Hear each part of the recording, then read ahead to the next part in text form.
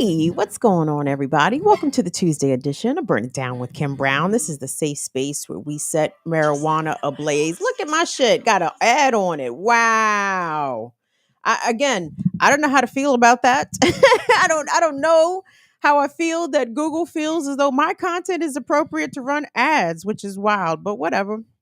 Anyway, welcome to the show, everybody. We've got a good one in store for you today. I want to shout out to some folks. I want to big up to everyone that came out for Sundays over on Black Power Media. If you missed the conversation that the ear doctor Jared Ball and I had with the good brother, my dear brother, Cornell, Dr. Cornell West cracked all of our heads open and took us through a 20th century Black American music journey. It was glorious, glorious for 2 entire hours.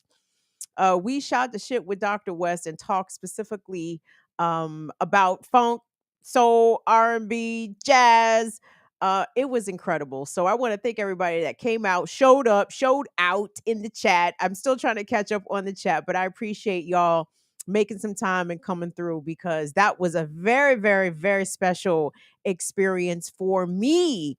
And y'all, I'm telling you, I thought I knew something about music. Negatory, negatory. But what I did, one of my takeaways from the conversation is the way Dr. West is right now, like very up on his era of music and eras of music, as it were. But you become an expert, I believe, of the music of your youth. Yes. That's me in 30 years. Right? I'm gonna be spitting like all about the 80s and not know, nigga. I know that shit yeah, I can't think of no good examples. But yes, but you get my point. So I appreciated that experience with the good brothers from BPM and Dr. West as well. So thanks everybody for checking that out. I appreciate y'all coming through tonight. I got a cool show in store for y'all tonight. I wish I'd have known that they was impeaching Biden earlier today because I'd have talked about that shit with fireworks and, and some pop bottles or some blaze splits. But yeah, I know McCarthy, the House Speaker, is just introducing the shit, but I'm celebrating. But anyway, what I am talking about today, more so a couple of cultural issues. The rape conviction of that 70s show star Danny Masterson did not go unnoticed by me. I meant to commemorate it and celebrate it here on this channel, which I will do this evening. But the response from some of his good buddies, Ashton Kutcher and Mila Kunis. I know y'all like Kim. Are you really talking about Ashton Kutcher and Mila Kunis? I am. And the reason I am is because the dragging that they have received by the public, the social media sphere, really warmed my heart because I think it denotes potentially a shifting change in attitudes, not only about people convicted of rape and sexual assault and the scorn that they ought to receive, but hopefully a shifting in cultural norms and making it plain that right or wrong there will be some sort of accountability given to those who are enablers maybe of rapists, those who stand with rapists. I think what we're seeing there is pretty interesting, and I wanted to give some comments on it.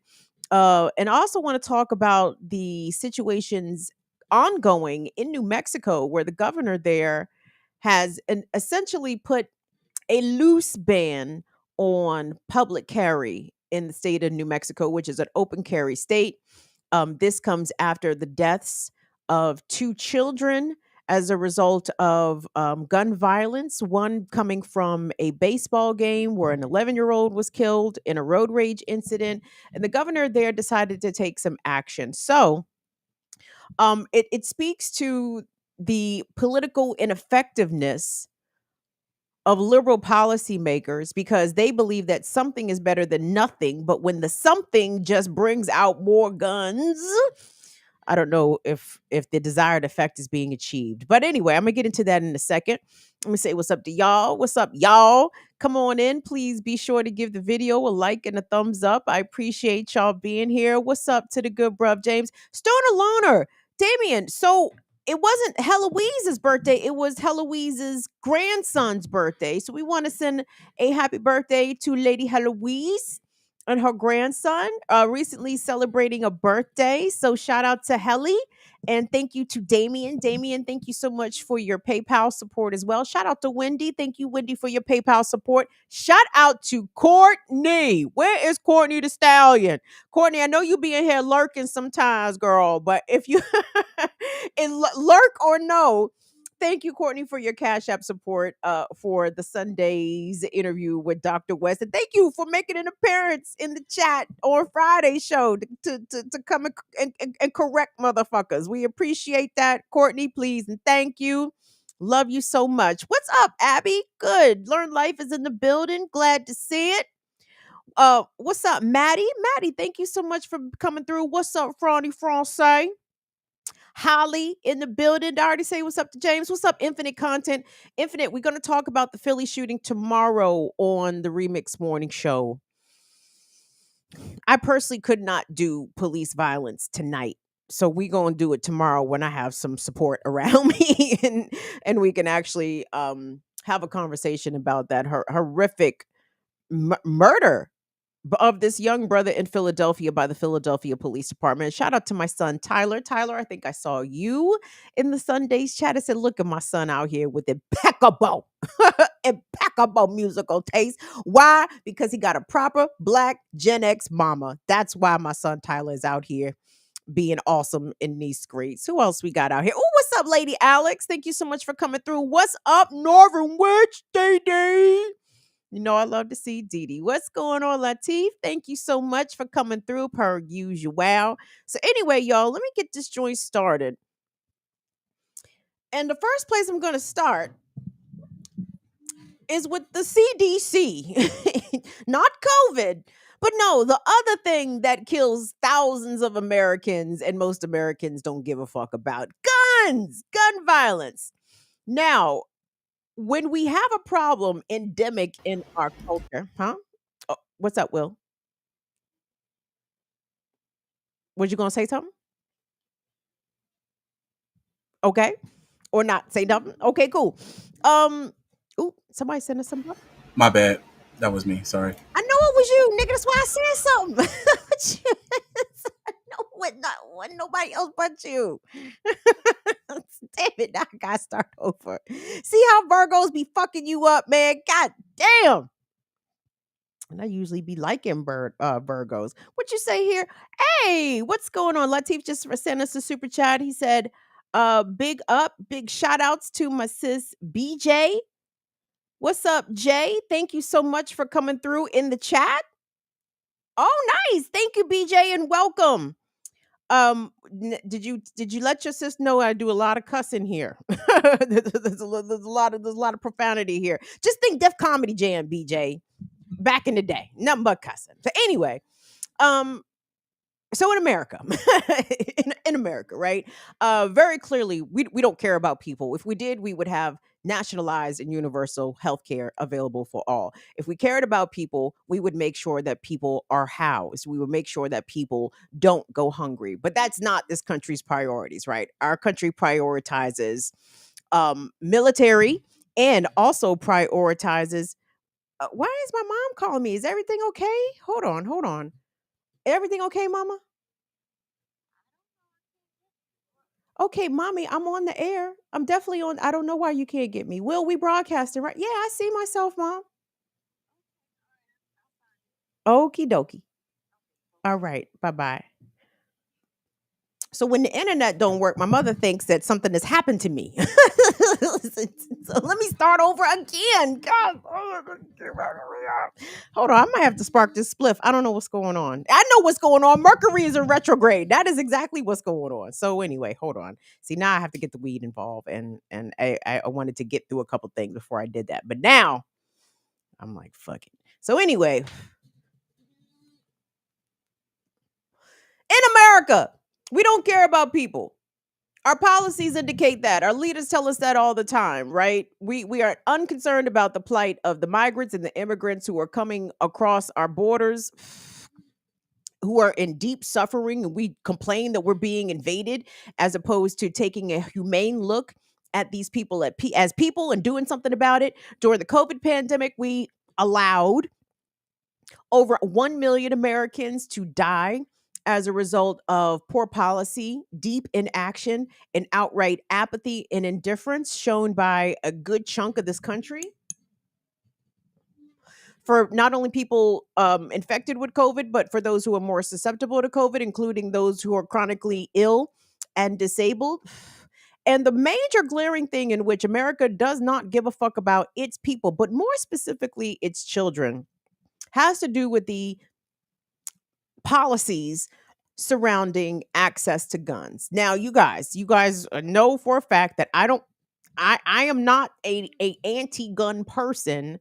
Not because so much I love guns, is just because my enemies have guns. So to me, it does not make sense if your enemies are armed for you not to be armed, right? So that's why I am in support of gun ownership, gun safety, gun knowledge, all of that stuff, because all of our enemies are strapped out here.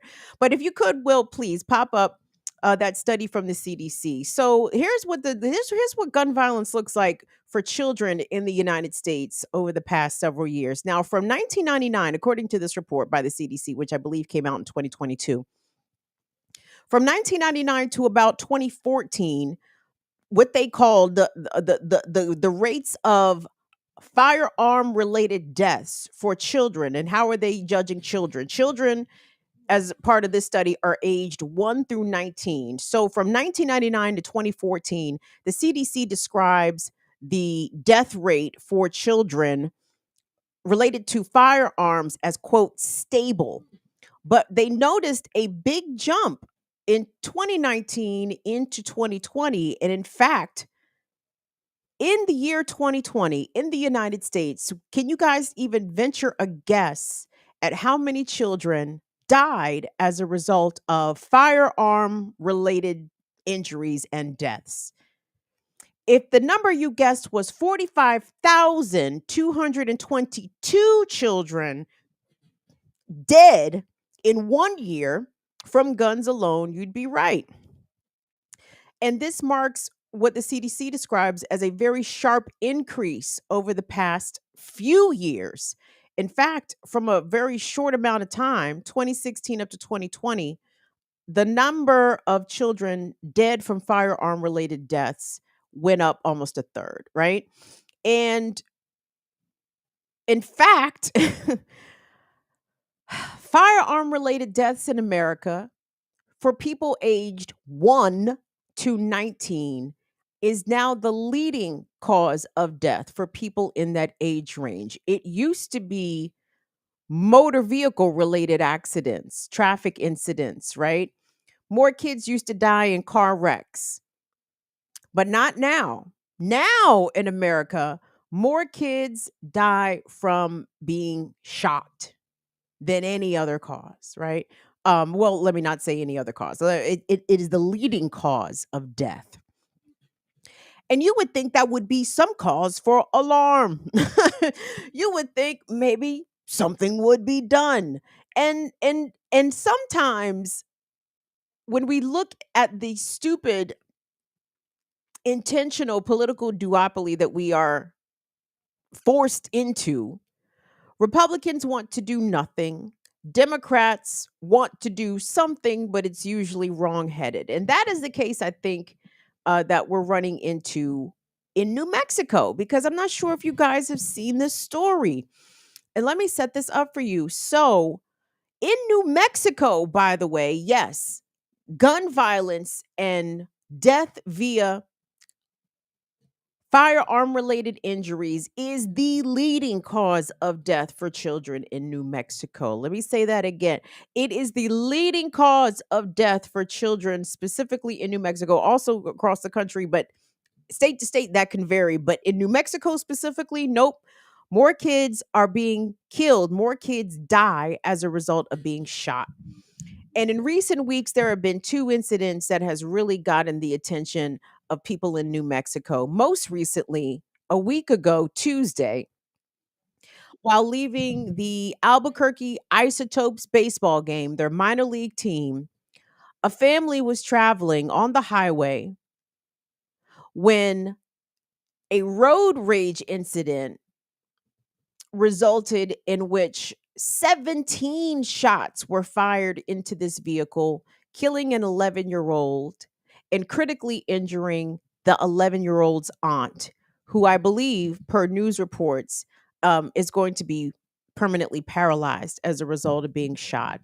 And in response to that, the New Mexico governor decided to take, I'd say, unprecedented. I'm not even aware that this has been done in this way before, but I want us to get caught up, if we could, on the package. So let's take a look at this package. This is from KOAT in Albuquerque, and this is referring to Governor Michelle Gresham's. I don't know about unprecedented, but I can't recall any governor doing anything like this in recent memory. And what she did was she issued an executive order that bans the carrying of guns in public and in certain public spaces. And I want the package to kind of pick it up from there. So let's take a listen to that.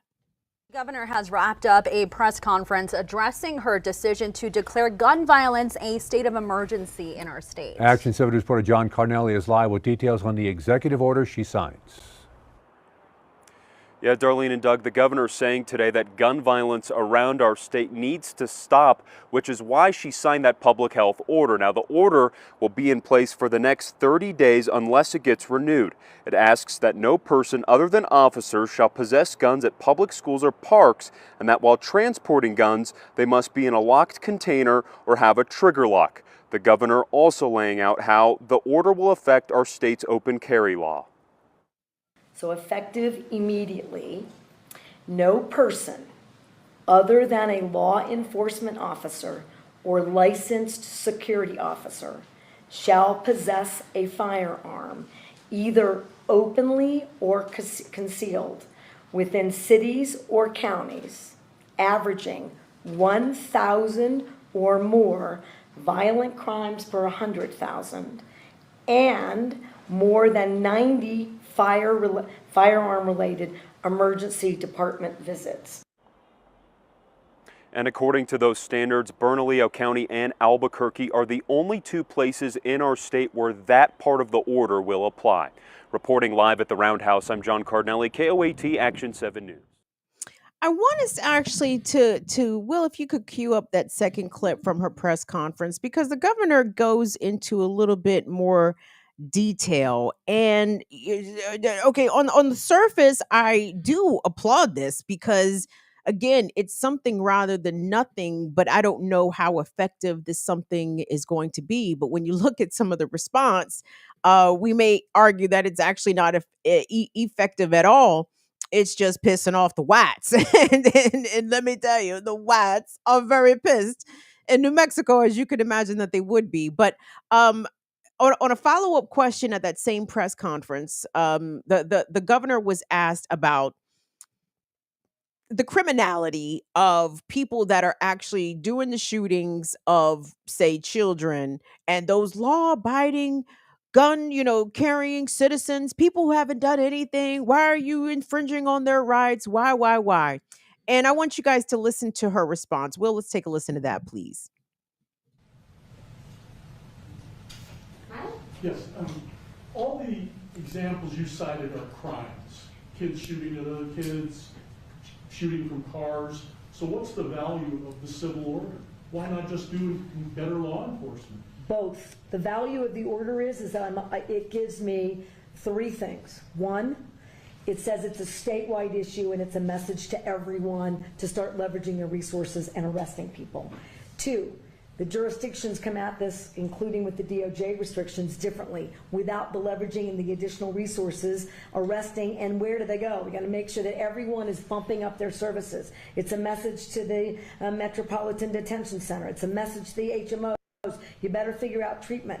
We have been sort of stalled out, to your point. This order basically says, stop stalling out, and to your point, just arrest everyone. Well, I also have to have the ability, I can't arrest everyone. There are literally too many people to arrest. Well, This would allow arrest us, anyone with huh? a civil, if someone's got a concealed carry permit in Albuquerque walking down a public street, they're not going to get arrested. I can make the point that maybe they should be. And this is the point.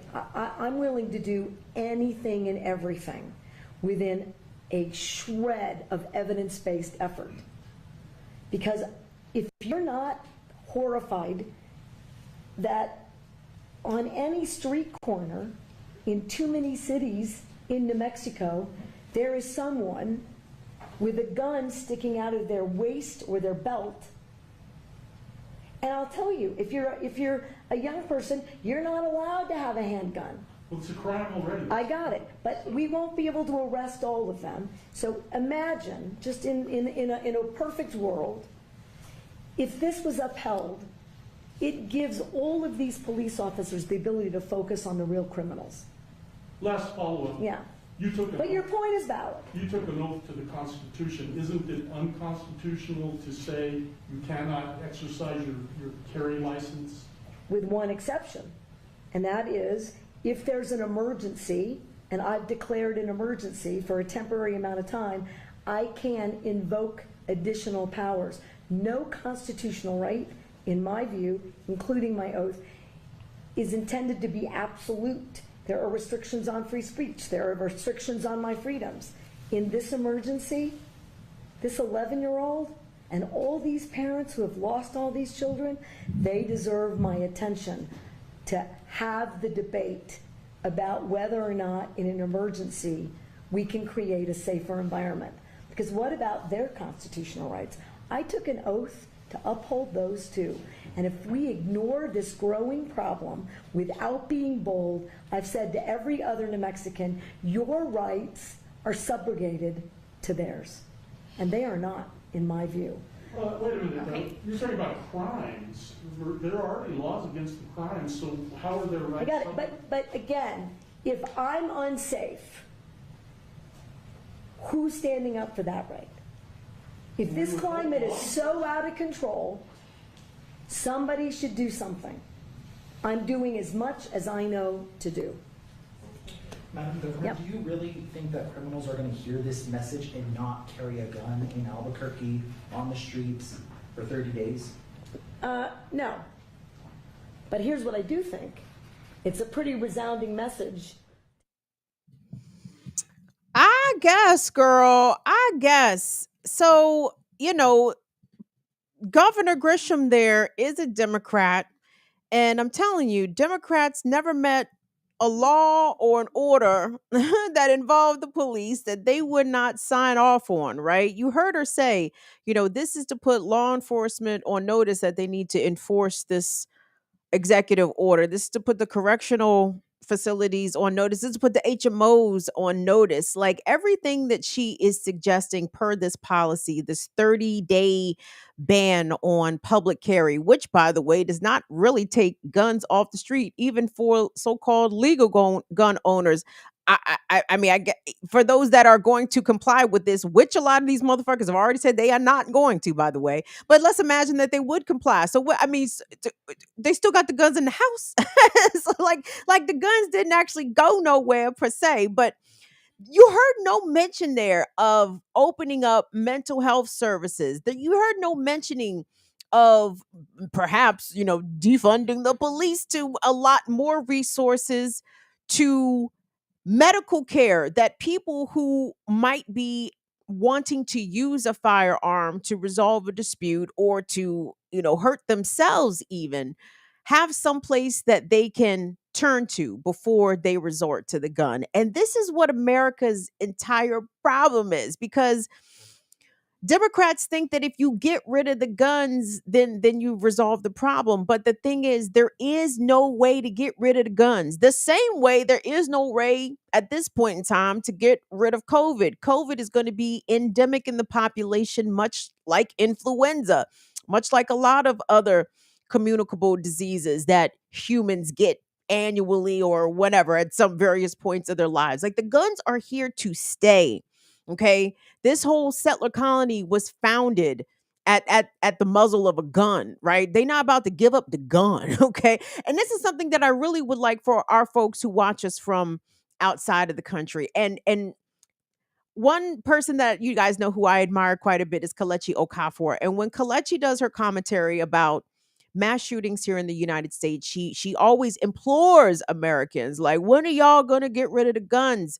Baby girls and everybody else, the guns are not going nowhere. These white folks are not about to give up their guns. And guess what? Can't nobody make them, okay? Not even the other whites, right? The other whites can't make the gun-toting whites give up their guns. So what can America do to address this horrific crisis, not only of character, of soul, of morality? Like, America is drowning in bullets. We are drowning in the blood of not only adults that get murdered out here by guns, but we are literally drowning in the blood of our children. And the type of holistic approach that is required, that I believe begins with healthcare and mental health care as part of that, is completely absent from the conversation, or it's third or fourth down the line after law enforcement and correctional facilities. It's like you want to jail your way to safety, okay? But that's not how this works. You are sending people to jail for guns that come out more dangerous and, of course, have the same access to guns, because there are over 400 million guns in this country. If you think that only people that are going through the quote proper channels to buy and purchase and possess guns are the only ones that have them, we're being naive, okay? And every person that is not carrying a licensed, firearm with the permit, that does not make them criminal, in my opinion. To me, in some instances, it makes them very smart because why go through all the rigmarole of getting your shit licensed and concealed, when the people that are out here causing that. See, and I hate even having common ground with some of these stupid fucking conservative talking points, because a broken clock is right twice a day. Like, anyway, hold on. I want to look really quick at some of the protests that came out of this governor's order, Governor Grisham. Like I said, this 30-day executive order is already underway, and we're already seeing the reasons why a gun ban could never work in this country. We need to come up with different ways to try to make people understand what is the matter. What is matter at home? What's the matter on the inside that make you want to literally take somebody's life? Like, we're not going to get to the bottom of that trying to remove the guns, which are irremovable from our society at this point. But listen to the confusion. Listen to the confusion at this particular rally held in Albuquerque. And by the way, I believe that this executive order prohibiting public carry issued by the governor is only applicable in, I think, 2 counties, Albuquerque County and another. Oh, by the way, did I tell y'all this already? The Albuquerque County sheriff said he ain't going to enforce this shit. he don't think that this shit is enforceable, so he's not going to even try. So take that, lady governor, with your lady parts and your menstruation. The bears can smell the menstruation, says the men. Anyway, I'm just kidding. Hold on. I'm sorry. Let's take a look at this protest footage, and you're going to hear from a couple of different speakers. I want you to take note of one speaker who is identifying as indigenous. And when they start to talk about the atrocities suffered by the indigenous, you notice the enthusiasm go down just a bit in the crowd. Anyway, you guys will hear what I'm talking about. Let's take a look at that, please. Crime is riddled, and all we want to do is protect our families, our friends, our communities. I've gone on 2 combat tours with the Marine Corps and fought on the front lines. I've done 11 trips as an independent contractor. She thinks she has the right to take away my freedom to protect my community. I don't think so. This will not stand. We will not comply.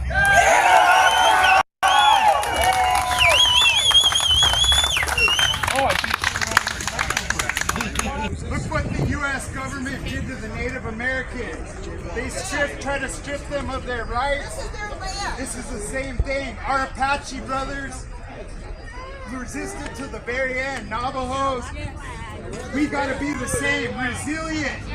Resilient. I need to keep an eye on my stuff. That I was trafficked for 13 years and the law doesn't protect us. I'm an indigenous person. That's why my kid is here. The law doesn't protect us. And nobody asks the government. The government does not like indigenous people. We need to see the mother sterilizing our children, sterilizing our women, raping, thinking that is okay. Oh, that's a trying to tell you now. No more! You're not going to step on my land doing that crap! No more taking our children to the system because our children are not for sale! No more! Are you guys familiar with Thomas Jefferson? Say yes. Were you protesting the Capitol during COVID? What's that? Were you present at the protesting the Capitol during COVID? Thomas Jefferson. I wasn't at that one. No. What's your name? Daniel Montaño. Daniel Montaño? You see most of my stuff usually on KUNF. We A lot of my stuff. Unalienable God-given rights. Our rights come from God. Our privileges come from government. Don't get them confused. They're very different. Okay? Rights come from God. He also said we have the right to correct, alter, or abolish a tyrannical government.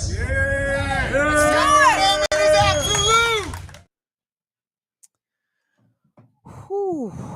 We quoting Thomas Jefferson. You guys heard of Thomas Jefferson? Say yes. Oh, you mean the slave owner? Who did big raping, big selling of enslaved people, big selling of his children, denying of his children. Oh, that? Wasn't Thomas Jefferson complicit in some Indian wars as well? I would think so. But anyway, did you hear the confusion when the white man said, in our Apache and Navajo brothers, they had to resist, they had to fight to the end, and then here come the indigenous sister talk about stop selling our children and stop sterilizing our women. It was a lot of crickets in the audience when some of those comments came out. Because them white folks the heads was about to explode. Like, wait a second, wasn't it our ancestors that came and removed the Indians from their lands via the gun? Do we want to give the natives back their guns? They might turn them on us. Wait a second. We don't know if we agree with all this shit. Lord have mercy. The deep confusion in the white folks. And again, and the confusion is evident in America, but y'all, what I don't like from this governor and from Democrats generally is that they don't even refer to the gun crisis as a mental health crisis, which I absolutely think that it is. Now, the governor was correct in calling it a public health crisis, which it obviously is definitely that when you have literally tens of thousands of kids. We're not even factoring in the adults that die annually in this country. I mean, we're probably talking, it's got to be knocking on between 75 and 100,000 people in this country every year die as a result of firearm related deaths, which also, include homicides, and it includes people unaliving themselves at the same time, right? So there's a lot of reasons that Americans are picking up guns, but I don't see the commensurate resources. Like, you are not going to convince people not to kill or not even to kill themselves when they are not getting any sort of help. And the majority of people in this country are dealing with some sort of mental health crisis, be it depression, be it anxiety, be it something more advanced than that. Overwhelmingly, folks are not receiving diagnosis. They are not receiving treatment.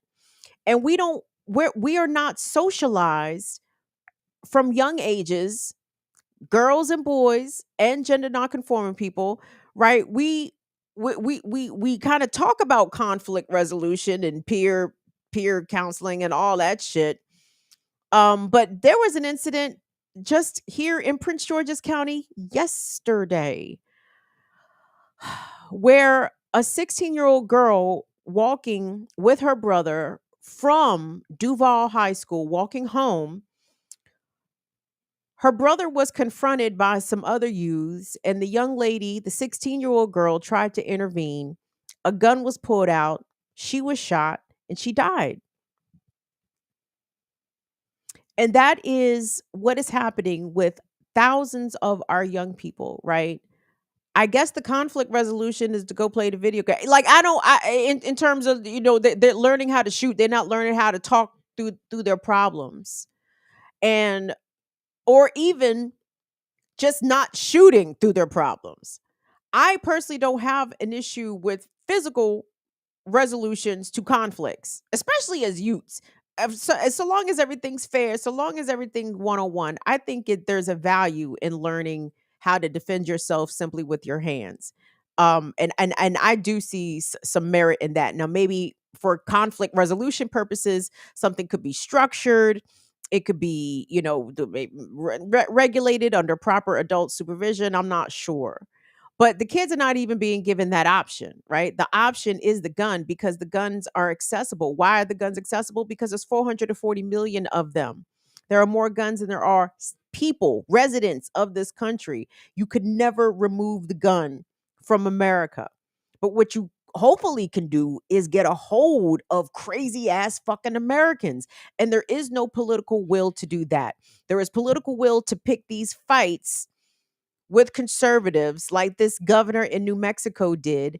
And on the surface, what her actions sound like, they sound like they're principled, but they are deeply flawed because it doesn't actually do anything but rile up the opposition, who are coming out to show that they will not comply. They got more guns. Oh yeah, we actually got more guns than you thought we had, Governor Michelle, with your lady parts.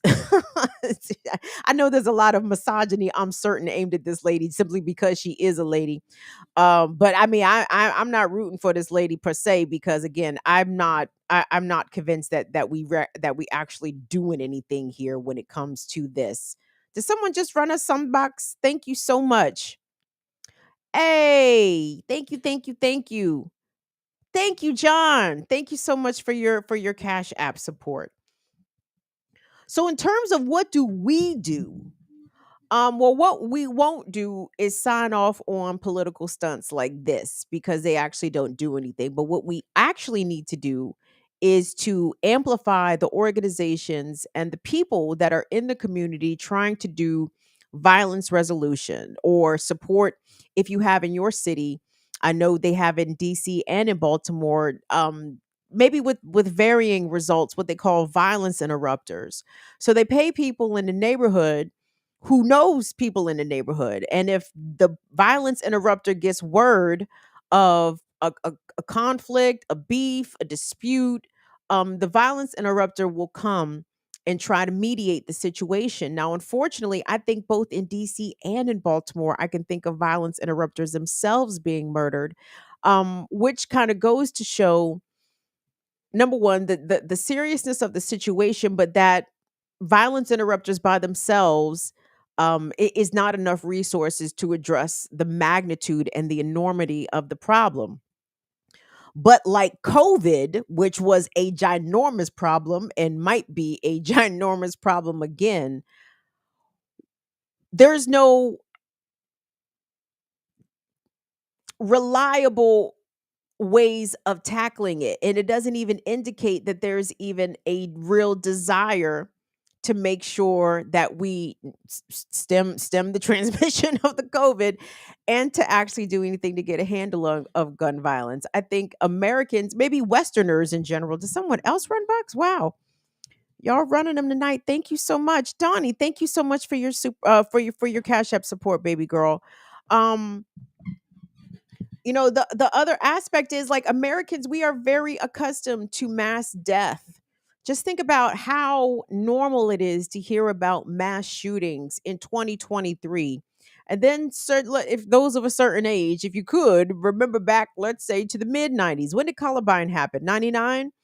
Think about the mid 90s. I think about myself in the mid 90s and how absolutely astonished I would have been to hear about any student, anybody actually going into a high school and shooting shit up. Like, that shit would not have even computed with me in the 90s, right? Now, shame on me for still being surprised and frustrated and flabbergasted about learning about a mass shooting or whatever the next mass shooting is going to be.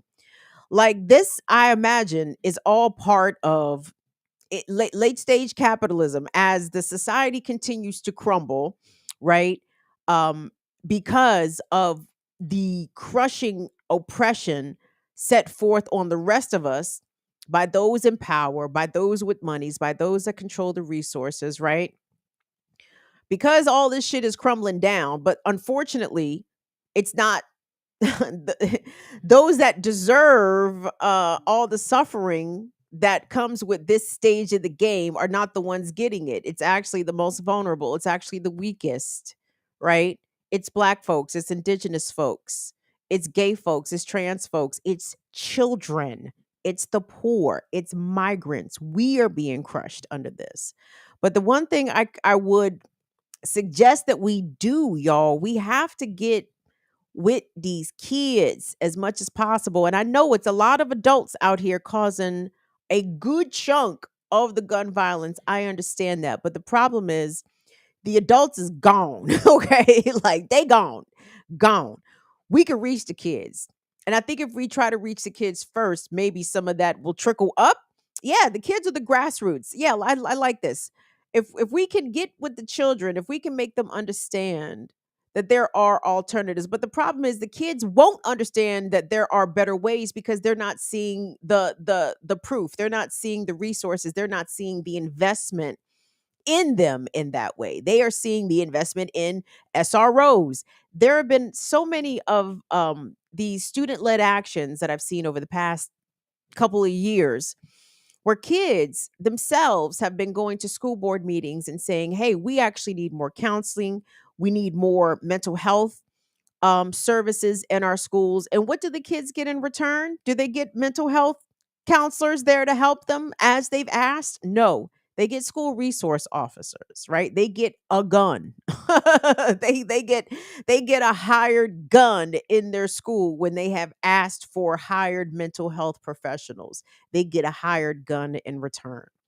And these messages, these symbols, these kids are not stupid. They peep game. They understand exactly what's going on. So, while I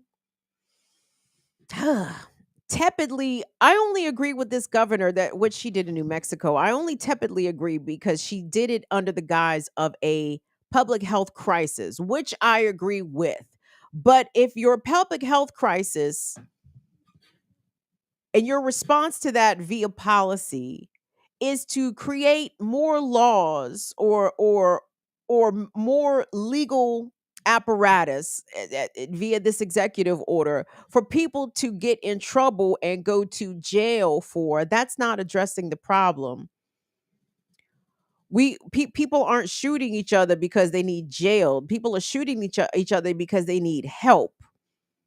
They need help managing anger. They need help managing rejection. They need help managing hopelessness and despair and poverty, right?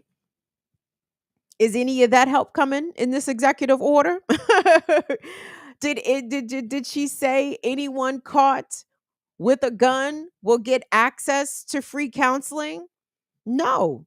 She's telling the jails to get ready because she wants law enforcement to enact and enforce her executive order that does nothing to address the problem because the guns didn't go anywhere. They just took a break for 30 days. They took a break off the streets. They got to stay in the gun case or stay under the bed or stay wherever people keep their fucking guns. But the guns still remain. The ammunition still remains. The issues with America being a very sick society still remain, and we don't do anything to address that. And COVID is a good comparison here, especially for that crowd that we saw in New Mexico, because I watched, oh God, I watched more of that rally than I probably should have. And there was a number of speakers that got up there and said, and they're going to try to do the same thing with COVID. So when the government tries to make you mask and vax, what are you going to say? I will not comply. America is a death cult. A death cult. These folks want everybody to die are perfectly okay if everybody dies via COVID and gun violence, so long as it ain't them. So long as they get their protected enclaves where they can happily spread COVID to each other without masks and say that they don't know how their son or their grandson got a hold of that automatic rifle and went up into his high school and shot up the fucking school, but you can't take away our freedoms. Our freedoms to what? To march towards death? Our freedom. You know what? I'm tired of these people. That's all I'm going to say. I'm going to take a break. Hold on. Let me take a little break here. Thank you all so much for being here. Will has told me that it's several of y'all in the buildings. Please and thank you. You guys don't forget to hit the like, the subscribe. Lord, y'all, Molly started posting shorts. Oh, the comments. I think that diminished my, not to say I give a fuck about what strangers got to say about me on the internet, but goddamn, when YouTube gives me notifications and it's like 5 comments in a row telling me I ain't shit, I'm like, goddamn, y'all ain't had nothing else better to do today, huh? This is how you choose to spend your day. And to be clear, I tell people they ain't shit all the time. I don't go to their page and tell them that though. maybe I should. Maybe that shit is fun and I'm missing out. So there's that. But thank you all so much for all your support. Peace, Vesper. Hey, Vesper X. Good to see you in here. Who else do I see up in here besides people I'm not? Ooh. See, sometimes when I see new names, I don't know whether or not I should shout them out because they might be in there talking shit, and I'm just shouting out random names. So I'm gonna be easy on that. So anyway, thank you all so much. Peace Infinite. Who are these people? Oh, did y'all hear that? It sounded like a firecracker. But I didn't grow up around gunfire, so sometimes I get those noises confused. What's up, Kamal? So there's that. The next story I wanted to get into, it didn't fly under my radar. And I'm actually glad that the story got a little bit of legs underneath it so I could bring it back, because this was important. So, in May, that 70s show star Danny Masterson was convicted on 2 counts of rape. He was charged with 3. He was only convicted of 2. This was Masterson's second trial for rape, for some rape incidents that occurred in the early 2000s. I believe all of these incidents were reported to have happened between 2001 and 2003. The 2 rape survivors that Masterson was convicted of assaulting allege that Danny Masterson drugged their drinks while they were at his home, made them woozy, the substances, whatever he drugged them with, and then they were assaulted by him. These women made credible allegations towards Masterson at the time. Danny Masterson is a high profile or a high well up Scientologist, and that actually played a bit of a role in this entire case. And I'm only going to mention it briefly. I don't know much about Scientology. It sounds a lot like Latter-day Saint. Like, I don't know what them niggas be talking about, dog. Like when white folks form their cults, I just be quiet. And I guess, if we go on the Diallo Kenyatta model of religion, all these religions are cults. But I'm telling you, the white cults is a little specialer out here. So the Scientologist is like that. So apparently within Scientology, if another member of the church has committed harm against you, the church highly discourages you from going to seek out civil redress. They don't want you to go to the police. They want to handle it internally. And what these women who are survivors from Danny Masterson's assaults, they say that they told people at the time within the Scientology community, within the church, they told their friends about what happened. And because Masterson was who he was, because he was very popular, they felt as though the church took deep strides to protect this man, protect his reputation, and protect him from being prosecuted criminally. So this is why 20 some years later, Danny Masterson was back in court to face these rape charges, of which he has now been convicted. Last week at sentencing, hold on, we might have to fire up the J for this because, okay, getting convicted is one thing. You know what I'm saying? Like, what kind of time were these rapists looking at? Hold on, let me sit back and get comfortable. What kind of time was the rapist looking at? Man, when they said 30 years for Danny Masterson, 32 live. Guys, I need to see some emojis in the chat for that. Y'all can throw up flames, y'all can throw up party emojis, whatever, because it's about goddamn time. We have not always lived in a society where rapists of anybody, men, women, children, would face accountability. At least the 0.02% of which we can celebrate this point in civilization and us being alive, at least in this rotten fucking colony. Like, Amanda will go to jail or at least be convicted and sentenced to big time for harm that they caused to women. And while we still doing jail, while we still doing the carceral state, I will always celebrate a rapist going down, right? And for all of the naysayers that say, well, how come everybody just celebrated when the black man, how come it was only the black man going down? Well, please direct all the motherfuckers to Danny Masterson's ass being sentenced to 30 to life. The white man has gone down too. Next to R. Kelly, next to this one, Bill Cosby, next to that one, whoever else the criminal justice system fucked up and accidentally convicted of sex assault, add Danny Masterson's name to the list, okay?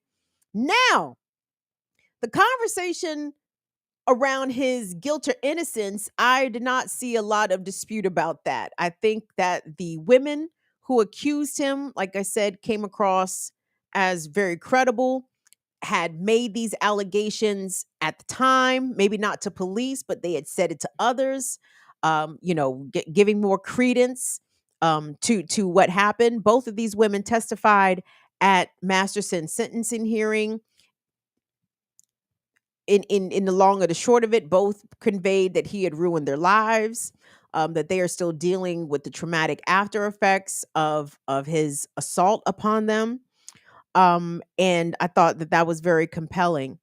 But what was more compelling, or what was as compelling, or somewhat, mentionably compelling, is the response that has been received by two of Danny Masterson's good friends, people that he's known for 20 plus years, his former co-workers, as it were.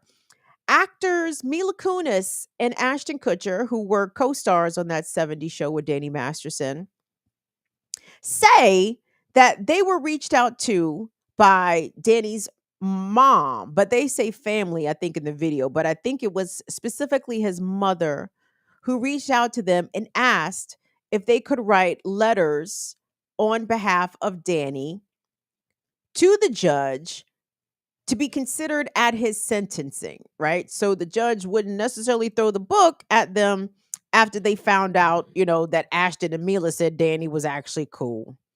They got the dragging. Ooh, when I tell y'all, for y'all who might be new, white on white violence is one of my favorite genres. Oh shit. I get excited just thinking about it. The white on white violence is one of my favorite genres. And when I tell you the whites came and dragged Mila by them long, beautiful brunette tresses and snatched Ashton's edges, Snatched them all off the internet. It was glorious. I was like, okay, this is the shit I'm here for. This is the shit I definitely love to see. I love to see motherfuckers who are adjacent to rapers, rape enablers, get what is owed to them. In fact, R. Kelly's whole entourage should be shaking in their boots a little bit, because I hope they get what's coming to them too. But I wanted to take a look, if we could, really quickly at Mila and Ashton's response, because they got dragged all across the social media platforms, and they felt as though they had to post a response, and they did, to Instagram. Let's take a look. Aware of the pain that has been caused by the character letters that we wrote on behalf of Danny Masterson. We support victims. We have done this historically through our work and will continue to do so in the future. A couple months ago, Danny's family reached out to us and they asked us to write character letters to represent the person that we knew for 25 years, so that the judge could take that into full consideration relative to the sentencing. The letters were not written to question the legitimacy of the judicial system or the validity of the jury's ruling. They were intended for the judge to read, and not to undermine the testimony of the victims or re-traumatize them in any way. We would never want to do that. And we're sorry if that has taken place. Our heart goes out to every single person who's ever been a victim of sexual assault, sexual abuse, or rape. And that apology, or whatever that was, that tag team back and forth, that EPMD, I don't know what that was. I mean, it was like, all right, it's my turn to go, then you go, then I go, then you go. What was that, Kid and Play handoff in terms of the rap response? But my point is, that apology, whatever that was, is getting dragged as much as the goddamn letters that they wrote on behalf of Danny Masterson, in which Ashton Kutcher, I'm paraphrasing, said that Masterson was, a great guy and a real role model. And I think Mila might have said something like, this person I've known for 25 years, this is not what I know them for. I'm probably fucking that one all up. But it was not disparaging things that they said about their friend, nor would we expect them to say disparaging things about their friends. But the problem is, a lot of people don't understand how fucked up some of their friends are, or how fucked up people that you might otherwise respect, either professionally or socially, that they can be cool with you. They can treat you one way. They could be one, around you and be fine and be cool, whatever. Behind closed doors, you do not know what these motherfuckers are doing. You do not know what they are doing. There are so many predators out here. Abusers of children, abusers of women, abusers of gay folks, and who have a very positive persona to those in their community even, right? And those are the people that it is most difficult to make allegations about, because they're so well liked, or they have powerful friends, i.e. Ashton and Mila, in the case of Danny Masterson, right? That is the skill, and also the tremendous dark side of predation is that these people are sociopaths. They are able to compartmentalize their abusive predatory side against their gregarious I'm a good guy side, which they're very good at presenting, and they're very good at hiding the other shit until it comes out, until you are one of their victims, or hopefully, more importantly, one of their survivors. And this is a point that seems to be lost on Ashton and Mila. I know that 2 rape convictions may not be the friend that you knew, or was it the friend that you knew?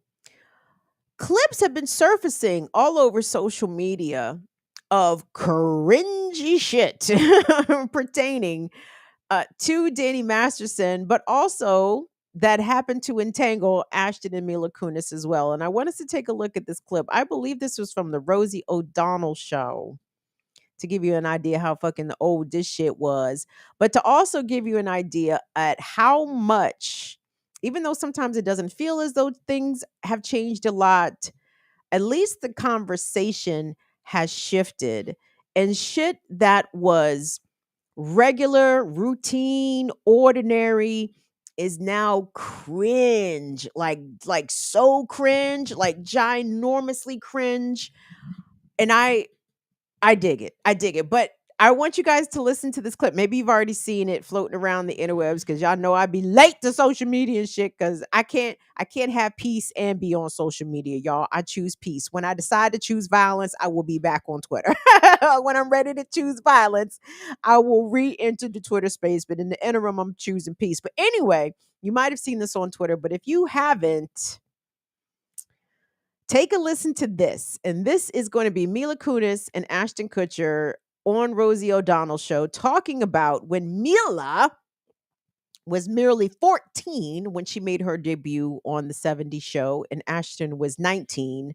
The bet that Ashton Kutcher and Danny Masterson had between themselves about making the move on 14-year-old Mila. Let's take a listen. She was 14 when we started the show. I was like 19, right? Right. And they're like, okay, you guys are going to be making out in this scene. And I'm like thinking like, wait, this is like slightly illegal, say, that's right? probably your first kiss ever, right? It was my first kiss. Why someone bet you made with Danny about our first kiss? No, it wasn't the first kiss. It was like a second or third kiss. It was the first. It was like the first week. No, it was not the first week. Whatever. Let me tell you what happened. Right, let me tell you what happened. No. Okay, so I've never kissed a guy. So I was so. I mean, you know, Ash was attractive, and I was a 14-year-old little girl, and I was extremely scared for my life. Sure. And he was very nice about it. He was like, "Oh, don't worry." So I was like, "Okay." Then Danny goes and goes, "Dude, I'll give you $10 if you French kiss her." What would you stick your tongue in my mouth or some? What? No. For $10. You're making it sound like it was like really. Okay, Dan, we had a little side bet going. Yeah. Like, which was? It wasn't very as to whether or not, you're kissing on the show or boyfriend and girlfriend. Yeah. You would use tongue, right, Rosie? I mean, you would. It depends what kind of an actor you are, I guess. Absolutely, right? Yeah. So Danny bets me like $20 that I wouldn't do it, and of course I'm like, yeah, sure. What's the deal? And then the cop showed up and you got arrested, pretty much. They should. Rosie told the joke, but shit wasn't shit funny. Rosie made the joke, but wasn't shit funny. Y'all, listen, I'm not. It just sort of indicates, I think, the levels of creepiness that were accepted, especially among Generation X. And of course, we inherited that from the generations prior to us, when creep. What is a creep? Boomers didn't even know what a creep was. And I mean, I know they knew what a creep was, but there was not as much calling out in social spaces or in public spaces about men that would behave creepy and pervy. And so subsequently, each subsequent generation has gotten incrementally better about calling out that kind of behavior. But I'm telling you guys, Gen X, I mean, everybody speak for your own generation. Let me speak for Gen X. And then, of course, not all. I hate, you guys know how much I hate doing them goddamn caveats, because everybody should know not all. But not all. But a not insignificant number of Gen X men were barbarians. Anything to get to a base, anything to get to them draws. It don't matter if you was trying to slip the tongue to a 14-year-old as a 19-year-old while y'all supposed to be literally acting professionally at work, right? Masterson himself accused of drugging women, a very common practice. Well, not exclusively just for my generation, but for boomers as well. This is what Cosby was accused of doing numerous times, of drugging women for the purposes of assaulting them. But it's like, at some point, I would just like for these patterns to stop. Can we please stop repeating these horrific behaviors and stop passing down these terrible norms to each subsequent generation? I just can't wait for is the generation born yet that folks are not going to feel the need to drug one another in order to fulfill whatever their sexual desires are? Like, I hope that generation is walking the planet right now. because I am tired on everybody's behalf. Like I am exhausted that folks are still having to endure this. But what is different is that a smidgen of accountability is possible. It's not likely all the time. It's not regular all the time. But at this point, it's possible. Tory Lanez went to jail, is in jail, serving 10 years for shooting Megan the Stallion, right? This in spite of the horrific smearing and abuse, online abuse that she endured at his beckoning, right? And sometimes we're not going to get them all. There's a lot of stories I've been seeing. You guys know what I was talking about last week, but that just caused me to kind of look deeper into more stories about women in particular being harmed, abused, or murdered, and their killers or abusers have not faced no accountability. That 16-year-old girl, the Duval High School student, you think they haven't arrested nobody. Nobody. They haven't even put out a lookout for anybody, y'all. Like, this violence against women is regular, it is routine, it's expected. And I was watching. I hate to keep bringing up Diallo show, but I watched Diallo. I appreciate his delivery, and I dig the things that he says intellectually. And if you look at his show that he was talking, I guess this wasn't during EYL, maybe this was Monday, and he went through it. You know, he talked about the rates of violence in terms of gun violence that men commit and that men experience. And I encourage you to go look at the bro Diallo show, because he talked about the paradox of the male protector, that men can't be protectors when they are the predators, right? Which that is true. That is big facts. And that kind of echoes of what I've been saying. Like, listen, tell your daughters now, don't expect no protection out here in these streets. If somebody makes an attempt to harm them physically or violate them sexually, like, they're going to be on their own out here. They need to understand that, right? And let me myself continue to lay down my expectations. And I hate that I can't have no expectations of somebody stepping in and doing the right thing. And not to say that nobody would, but the likelihood that somebody will is so infinitesimal, you might as well say nobody would, right? And that's for reasons that a lot of us can understand, but that doesn't do anything to assuage the injury and the traumas sustained by victims who understand that there will be witnesses to their attack and no one will intervene or even say anything, right? That's a hard pill to swallow. Like, that's not easy to accept. But I would rather y'all tell y'all, I keep saying daughters, but to Diallo's point, that men are the overwhelming victims of male violence, right? More than women, which is what makes me shake my head even more. Don't y'all want to live in peace? Don't y'all better get these motherfuckers together, because these men is killing y'all as much as they killing us, right? Get these boys and these men the fuck together. And but that's where I get super frustrated, because if we can envision a world of Black liberation, some say doing it through scientific socialism, which I'm not equipped to speak on, and I won't. I'm like, what Jackie say? All right, well, I agree. Whatever the fuck Jackie said, do, then that works for me, because I respect Jackie. I trust Jackie. I know Jackie done the reading. I have done none of them things. So whatever the fuck Jackie said is fine with me. But I want us to have the same imagination about a world.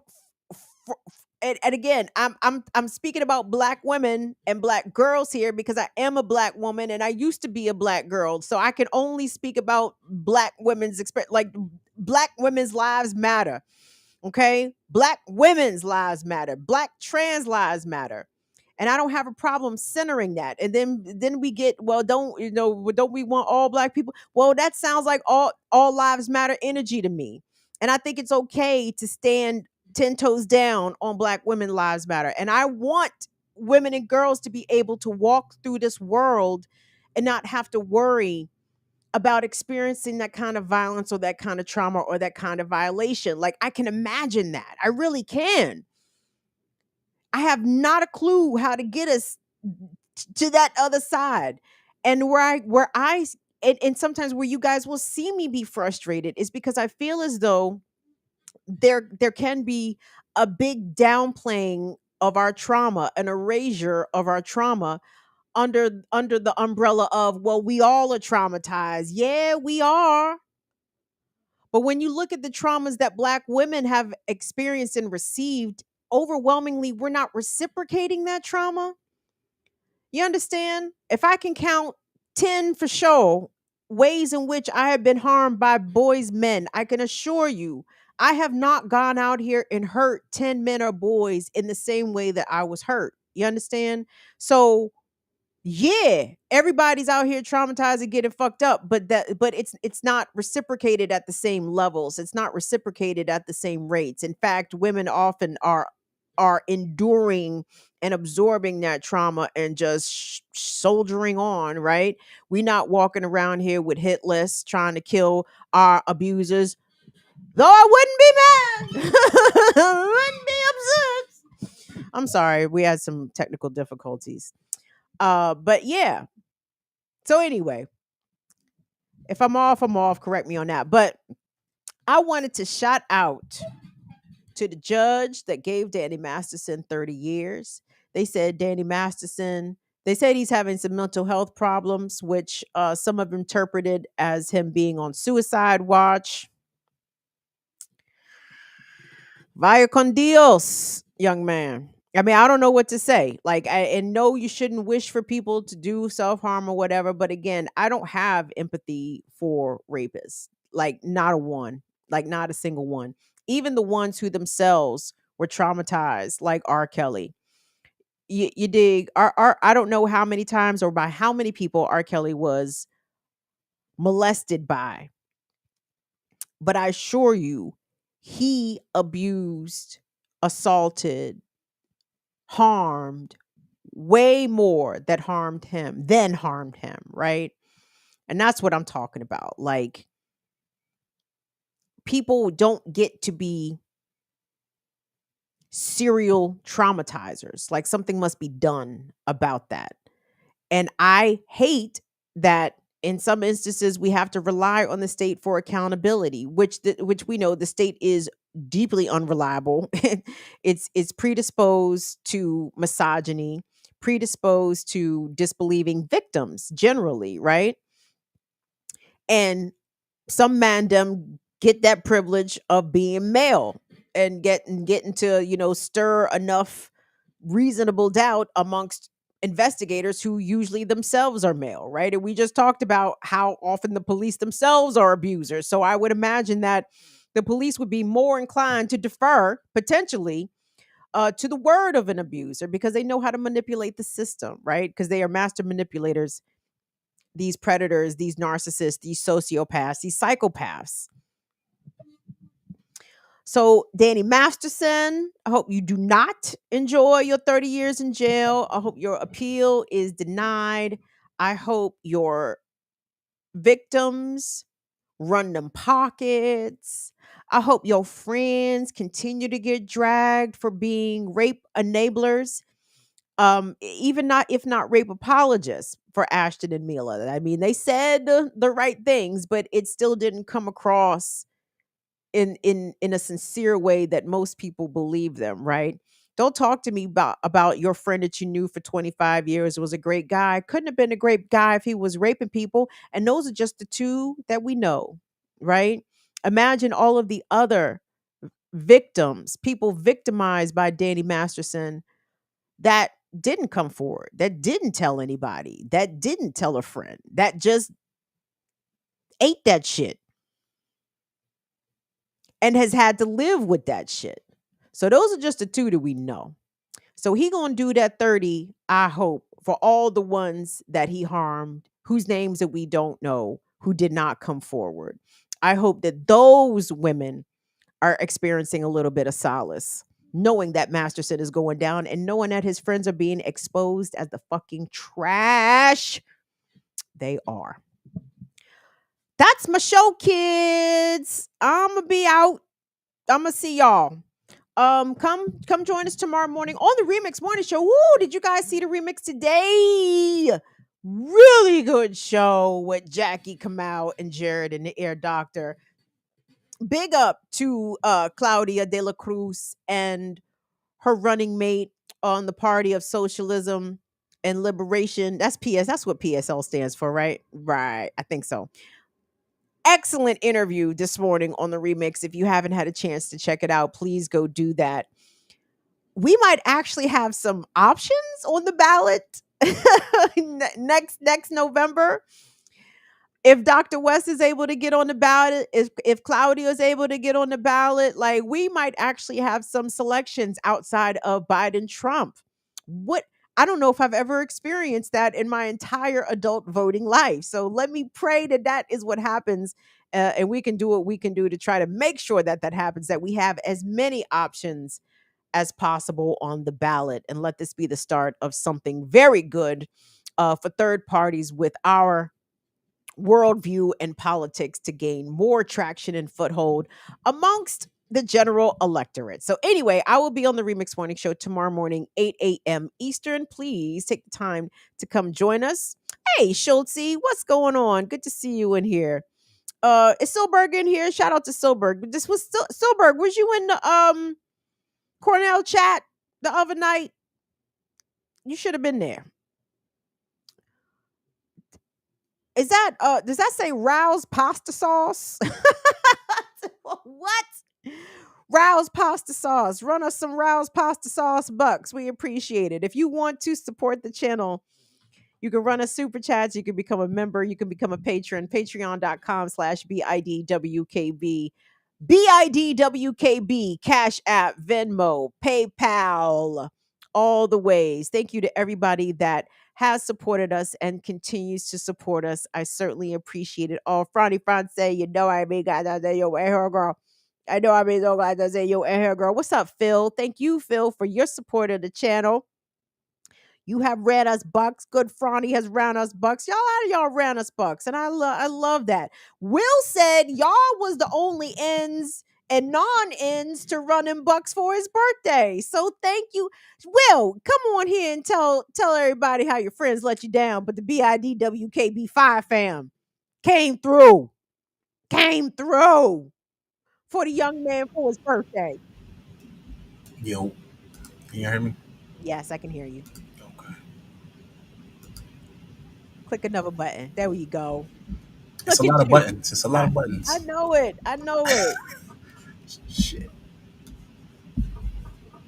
All right. What's up, y'all? Pretty Ricky, what they used to call him. Pretty Ricky, what they used to call him. Make sure he got his angles right before he could even face shit. us. Oh, wow. Because a nigga got to be lit. No, I definitely want to thank y'all for showing me the love. Y'all helped. I had a great weekend. My birthday was yesterday, so I'm still taking birthday anythings. You know, love is appreciated. Go like my page, follow, whatever you got to do. You know, there's a million ways to do it, but thank y'all and appreciate the support. Y'all don't know, y'all be making my day. Oh, good show though. Good show. All right, I'm out of here. We got stuff to do. We do. Thank you, Will. Thank you. Turn your mic off. There we go. Wealthland Cinema. This nigga's too creative for his own good. Wealthland Cinema. WEALTHLYN Cinema is his Cash App and his Instagram. So if you want to run Will some birthday bucks, you guys could do that or follow him on Instagram. That's awesome.